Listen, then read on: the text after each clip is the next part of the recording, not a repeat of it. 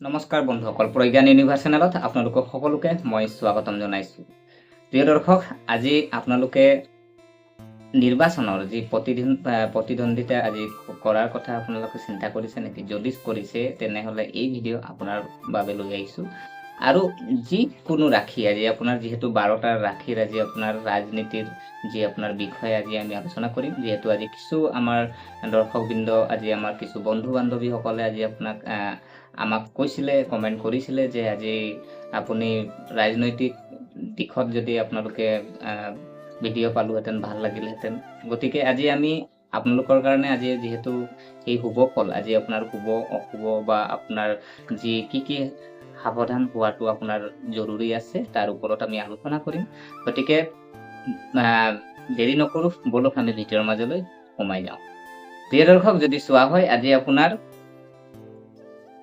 ৰাজনৈতিক সক্ৰিয় আৰু নিৰ্বাচনত প্ৰতিদ্বন্দ্বিতা কৰাৰ প্ৰস্তুতি চলাইছে যদি আপুনি বা সমাজত আপোনাৰ নিজৰ দখল শক্তিশালী কৰিব বিচাৰে, তেন্তে 2025 চনত আজি আপোনাৰ বাবে বহুতো নতুন সুযোগ কঢ়িয়াই আনিছে। আৰু এই মাহত আপোনাৰ ৰাশিয়ে ৰাজনীতিৰ বিষয়ে কি কয় জানো আহকচোন। প্ৰিয় দৰ্শক, যদি চোৱা হয় আজি আপোনাৰ প্ৰথম আমি জানিম যে আজি আপোনাৰ যিহেতু আজি আমি প্ৰথম যি ৰাশি, আজি আমাৰ যিসকল আজি আপোনাৰ মেঘ ৰাশিৰ জাতক জাতিকা আছে, আজি তেখেতসকলৰ আজিনো কি লৈ আহিছে, আজি মেঘ ৰাশিৰ জাতক জাতিকাৰ কাৰণে আজি আপোনাৰ কি সাৱধান আপুনি হ'ব লাগিব, আজি আপোনাৰনো কি ফল লৈ আহিছে তাৰ বিষয়ে আমি 2025 চনত আজি আমি ৰাশিফল ক'বলৈ লৈছোঁ। গতিকে আহক আমি ভিডিঅ'টো আৰম্ভ কৰোঁ। প্ৰিয় দৰ্শক, যদি চোৱা হয় আজি আপোনাৰ মেঘ ৰাশি যিসকল জাতক জাতিকা আছে তেখেতসকলৰ কাৰণে কৈছে যে আপোনাৰ বাবে অতি শক্তিশালী বুলি প্ৰমাণিত হ'ব। আৰু এই সময়ছোৱাত আপুনি কিছুমান ডাঙৰ সিদ্ধান্তৰ দিশে আগবাঢ়িব পাৰে, আৰু যিয়ে আপোনাৰ ৰাজনৈতিক ভাৱমূৰ্তিক নতুন উচ্চতা দিব। আৰু ভাষণ দিয়াৰ লগতে জনসাধাৰণৰ লগত আপুনি যোগাযোগ কৰাৰ ক্ষমতা আপোনাৰ শক্তি হৈ পৰিব, আৰু জ্যেষ্ঠ নেতাসকলৰ পৰাও আপুনি নিৰ্দেশনা লাভ কৰিব পাৰিব। আৰু যদি আপোনাৰ সাৱধান যদি চোৱা হয়, আপোনাৰ কৈছে যে ইগ' এৰাই চলি আপুনি নিজৰ মতামত শান্তভাৱে প্ৰকাশ কৰক। কি কৈছে যে আপোনাৰ যিটো কিছু আপুনি চাব যে মানুহৰ কিছুমান ইগ'ৰ প্ৰব্লেম থাকে, তো সেই ইগ' যি আছে আপোনাৰ সেইটো কিন্তু আপুনি ইগ' প্ৰব্লেম আপুনি এৰাই চলিবৰ কাৰণে আপুনি এইটো চেষ্টা কৰিব, তেতিয়া আপোনাৰ কাৰণে শুভ হ'ব। প্ৰিয় দৰ্শক, ইয়াৰ পিছত আমি যদি চোৱা হয় আজি আপোনাৰ যিসকল বৃষ ৰাশি হয়, বৃষ ৰাশিৰ যিসকল জাতক জাতিকা আছে, আজি আপোনাৰ যদি বৃষ ৰাশি হয় তেন্তে আপোনাৰ কাৰণেনো কেনেকৈ আজি আপোনাৰ যিহেতু আমাৰ নিৰ্বাচনৰ যি আজি বা ৰাজনৈতিক যি আপোনাৰ দিশটো আমি যদি চোৱা হয়, তো আজি আমি চাওঁ আহকচোন আজি আপোনাৰ যিসকল আজি আপোনাৰ বৃষ ৰাশিৰ জাতক জাতিকা আছে তেখেতসকলৰ কাৰণে কি ফল লৈ আহিছে। যে বৃষ ৰাশিৰ যিসকল জাতক জাতিকা আছে তেখেতসকলৰ কাৰণে কৈছে যে আপোনাৰ কঠোৰ পৰিশ্ৰম আৰু আপোনাৰ দৃঢ়তাই আপোনাৰ ভাৱমূৰ্তি শক্তিশালী কৰিব, আৰু ৰাজনৈতিক বিৰোধীৰ সৈতে আপুনি বুদ্ধিমান ৰূপে মোকাবিলা কৰিব লাগিব, আৰু পুৰণি সহযোগৰ সৈতে সম্পৰ্ক উন্নত কৰাৰ এই সময় আছে। আৰু আপোনাক এটাই উপদেশ দিয়া হৈছে যে আপোনাৰ বিশ্বাসৰ পৰীক্ষাত নিজকে প্ৰমাণ কৰক, আৰু দলীয়তাবাদৰ পৰা আপুনি আঁতৰি থাকক। কি কৈছে যে আপোনাৰ দলীয়তাবাদৰ পৰা আপুনি আঁতৰি থাকিবলৈ কৈছে, আৰু নিজকে আপুনি ফুল কনফিডেন্স আজি আপোনাৰ নিজকে বিশ্বাস কৰাটো জৰুৰী আছে। প্ৰিয় দৰ্শক, আমি গম পালোঁ যিহেতু আপোনাৰ বৃষ ৰাশিৰ ওপৰতো আমি আলোচনা কৰিলোঁ। ইয়াৰ পিছত যদি আমাৰ চোৱা হয় মিথুন ৰাশি যিসকল জাতক জাতিকা আছে আজি তেখেতসকলৰ কাৰণেনো আজি আপোনাৰ কি ফল লৈ আহিছে। আমি আজি বিশেষকৈ যিহেতু আজি আমি ৰাজনৈতিক দিশটোহে যিহেতু কোৱা হৈছে, সেইকাৰণে আজি আমি যিমান পাৰোঁ আজি আপোনাৰ বেছি লং নহ'ব আজি ভিডিঅ'টো, আজি আপোনাৰ শ্বৰ্টতে আজি আপোনালোকক মই কিছু কথা ইয়াত আলোচনা কৰিম যিহেতু ৰাজনৈতিক দিশটোৰ বিষয়ে। তো ইয়াৰ পিছত আমি যদি চোৱা হয় আজি মিথুন ৰাশি যিসকল জাতক জাতিকা আছে আপোনাৰনো কি আপোনাৰ ফল লৈ আহিছে, আহক আমি জানো আহকচোন। যে মিথুন ৰাশি যিসকল জাতক জাতিকা আছে তেখেতসকলৰ কাৰণে যদি চোৱা হয় যে কৈছে যে আজি আপোনাৰ মনোমোহা আপোনাৰ যোগাযোগ দক্ষতা আৰু ছ'চিয়েল মিডিয়াৰ ওপৰত আপুনি কমাণ্ডে আপোনাক জনপ্ৰিয় কৰি তুলিব, আৰু এজন যুৱক নেতা হিচাপে আপোনাৰ ভাৱমূৰ্তি আত্মপ্ৰকাশ কৰিব পাৰে, আৰু অৱশ্যে আপোনাৰ সফলতাই কিছুমান বিৰোধীক অস্বস্তিক পেলাব পাৰে। আৰু আপুনি কি কৰিব লাগিব, আপুনি জনসাধাৰণৰ সৈতে আপুনি সংযুক্ত হৈ থাকক, আৰু প্ৰতিশ্ৰুতিক আপুনি অগ্ৰাধিকাৰ আপুনি দিয়ক। কি কৈছে জনসাধাৰণৰ লগত আপুনি সংযুক্ত হৈ থকাটো বহুত জৰুৰী আছে। আৰু আপোনাৰ ক'বলৈ গ'লে যিখিনি আজি প্ৰতিশ্ৰুতি আজি আপুনি প্ৰতিশ্ৰুতি দিছে সেইখিনি অগ্ৰাধিকাৰ আপোনাৰ কৰাটো জৰুৰী আছে। তো প্ৰিয় দৰ্শক আমি গম পালোঁ যিহেতু আপোনাৰ মিথুন ৰাশিৰ ওপৰতো আমি আলোচনা কৰিলোঁ। ইয়াৰ পিছত আমি যদি চোৱা হয় কৰ্কট ৰাশি। কৰ্কট ৰাশি যিসকল জাতক জাতিকা আছে আজি কৰ্কট ৰাশি জাতক জাতিকাৰ সকলৰ বাবেও আজি আমি ফল লৈ আহিছোঁ ৰাশিৰ যি ফলাফল। তো কৰ্কট ৰাশি যিসকল জাতক জাতিকা আছে আপোনাৰ বাবেনো কি ফল লৈ আহিছে আহক আমি চাওঁ। প্ৰিয় দৰ্শক যদি চোৱা হয় এই মাহটো আপোনাৰ লোকৰ বাবে এটা কৌশল বনাবলৈ পৰ্দাৰ আঁৰত আপুনি থাকিও ডাঙৰ প্ৰভাৱ পেলাব পাৰে আৰু পুৰণি কথাবোৰত সাৱধান হওক আৰু খৰখেদাক হৈ কোনো ধৰণৰ বক্তব্য নিদিব। আৰু যদি আপুনি সাৱধান যদি চোৱা হয় ধৈৰ্য ধৰি আপুনি লাহে লাহে নিজৰ পৰিকল্পনা কাৰ্যকাৰী কৰক।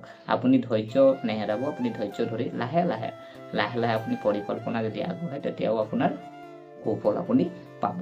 ইয়াৰ পিছত প্ৰিয় দৰ্শক আমি যদি চোৱা হয় আজি ইয়াৰ পিছত যি ৰাশি হৈছে আপোনাৰ সিংহ ৰাশি। সিংহ ৰাশি যিসকল জাতক জাতিকা আছে তেখেতসকলৰ বাবে সিংহ ৰাশি কৈছে যে আজি আপোনাৰ ভিতৰত নেতৃত্বৰ গুণ আছে আৰু সেইবোৰ আপোনাৰ এই যি আপোনাৰ 2025 চনৰ আপুনি চৰ্চালৈ আহিব আৰু নিৰ্বাচন মঞ্চ হওক বা ৰাজনৈতিক বিতৰ্ক হওক আপুনি সকলোতে আধিপত্য বিস্তাৰ কৰিব পাৰে আৰু সমৰ্থকৰ সংখ্যা বৃদ্ধি পাব পাৰে। আৰু যদি আপুনি সাৱধান যদি চোৱা হয় আপোনাৰ উপদেশ এটাই কৈছে যে মৰ্যাদা আপুনি বজাই ৰাখক আৰু মানুহৰ লগত পোনপটীয়াকৈ যোগাযোগ কৰক। কি কৈছে যে আপোনাৰ সিংহ ৰাশি যিসকল জাতক জাতিকা আছে যিহেতু তেখেতসকলৰ আজি আপোনাৰ ৰাশি চক্ৰতে আজি আপোনাৰ যি লিডাৰৰ যি গুণ হয়নে আজি আপোনাৰ নেতাৰ যি গুণ তেখেতৰ যিহেতু আপোনাৰ ৰাশি চক্ৰতে আছে। চ' আজি আপোনাৰ তেখেতসকলৰ কাৰণে যিহেতু একো চিন্তাৰ বিষয় নহয়, কিন্তু আজি আপোনাৰ মৰ্যাদা আপোনাৰ নিজৰ মৰ্যাদা কিন্তু বজাই ৰখাটো বহুত জৰুৰী আছে। আৰু আপোনাৰ কৈছে যে মানুহৰ লগত আপুনি পোনপটীয়াকৈ আপুনি যোগাযোগ কৰক। আপুনি চিন্তা কৰিব নালাগে, আপুনি পোনপটীয়াকৈ আপুনি মানুহৰ লগত কথা পাতে আপোনাৰ সুফল আহিব। প্ৰিয় দৰ্শক ইয়াৰ পিছত আমি যদি চোৱা হয় কন্যা ৰাশি। কন্যা ৰাশি যিসকল জাতক জাতিকা আছে আপোনাৰ কাৰণে কি হয়নো?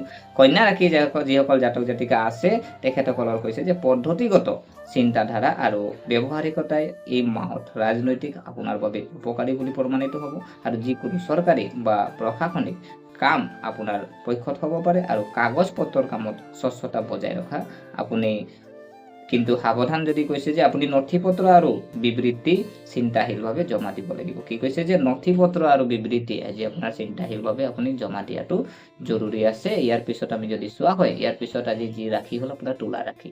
তুলা ৰাশি যিসকল জাতক জাতিকা আছে তুলা ৰাশিৰ বিষয়েও আজি আপোনাৰ যিহেতু আজি তুলা ৰাশিৰ বিষয়ে আজি আপোনাৰ কিছুমান ফল লৈ আহিছোঁ আমি চাওঁ যে তুলা ৰাশিৰ বিষয়েনো কি কৈছে। তুলা ৰাশিয়ে কৈছে যে তুলা ৰাশিত কৈছে যে আপোনাৰ ভাৰসাম্য আৰু বুদ্ধিমান স্বভাৱটোৱে আপোনাক এই মাহত ৰাজনৈতিক মিত্ৰতাত সফল কৰি তুলিব আৰু কিছু পুৰণি বিবাদৰ অন্ত পৰিব পাৰে আৰু মানুহক সংযোগ কৰাৰ আপোনাৰ কলা বিশেষভাৱে থিয় দিব। আৰু যদি আপুনি সাৱধান যদি চোৱা হয় উপদেশ এটাই কৈছে যে আপুনি কোনো পক্ষত আওকাণ নকৰিব। কি কৈছে যে কোনো পক্ষত আপুনি আওকাণ কৰিব নালাগিব আৰু সকলোকে লগত লৈ আপুনি থাকিব, সকলোকে লগত লৈ যাব।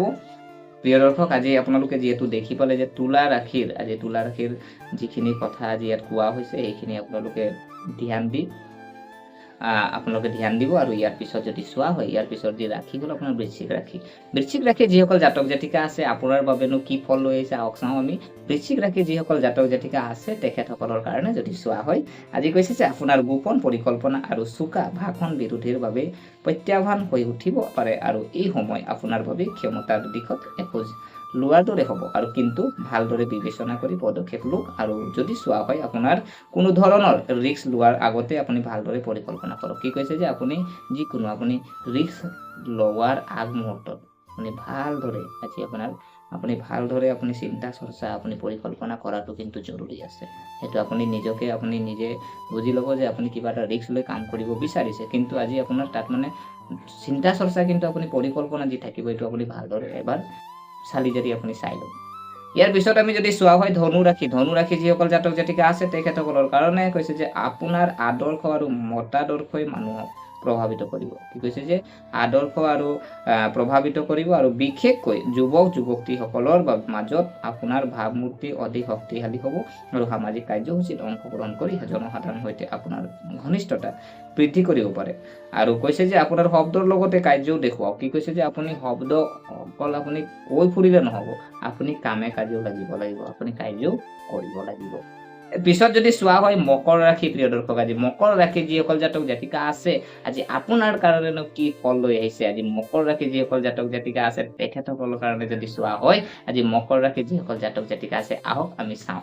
প্ৰিয় দৰ্শক, যদি চোৱা হয় মকৰ ৰাশি যিসকল জাতক জাতিকা আছে আপোনাৰ কঠোৰ পৰিশ্ৰম আৰু অনুশাসনে এই যি বছৰত আপোনাক ৰাজনৈতিক স্থায়ী স্থান দিব পাৰে আৰু আপুনি হয়তো নতুন নেতৃত্বত ভূমিকা পাব আৰু বিষয়াসকলৰ সৈতে সম্পৰ্কত উন্নত হ'ব আৰু আনৰ মতামত শুনক আৰু আপুনি যোগাযোগত ভদ্ৰ হওক। কি কৈছে যে আনৰ আপুনি মতামত শুনিব লাগিব আৰু মতামত শুনাৰ লগতে আপুনি কি কৰে যোগাযোগত আপুনি ভদ্ৰ হওক। আজি আপুনি যিহেতু যোগাযোগ যেতিয়া কমিউনিকেশ্যন আজি যোগাযোগ যেতিয়া কৰিব তেতিয়া আপুনি কিন্তু আপুনি ভদ্ৰভাৱে আপুনি ব্যৱহাৰ কৰিব লাগিব।